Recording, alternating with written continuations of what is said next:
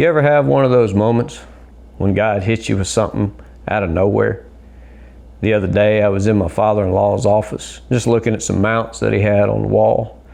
A couple big trout he and his wife caught together. Some nice bucks that he'd taken in years past. But then my eyes fell on this old handmade arrow that was leaning in the corner. As I looked at it, I felt the Lord ask me, "Are you the arrow or the archer?" I was a little surprised by the question, but as I thought about it, I was reminded of Psalms 127, where it says, "Like arrows in the hand of a warrior are the children of one's youth. Blessed is the man who fills his quiver with them. He shall not be put to shame when he speaks with his enemies at the gate." The question kind of hung with me the rest of the day. I started to think about how the arrow was made. See, an archer would select a piece of wood that would make up the shaft of the arrow, and then he'd begin to carve and shape on it and scrape it until it was smooth and straight. Then he'd take an old rough piece of flint and masterfully chip away at it until it had a razor sharp point that he could fasten to the tip of the arrow. Next, he'd take some feathers and attach them to the back so the arrow would fly straight and true when it was released.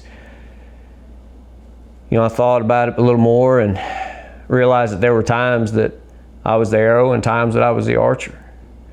When my mom raised me, I was an arrow in her hands that she eventually released on the world.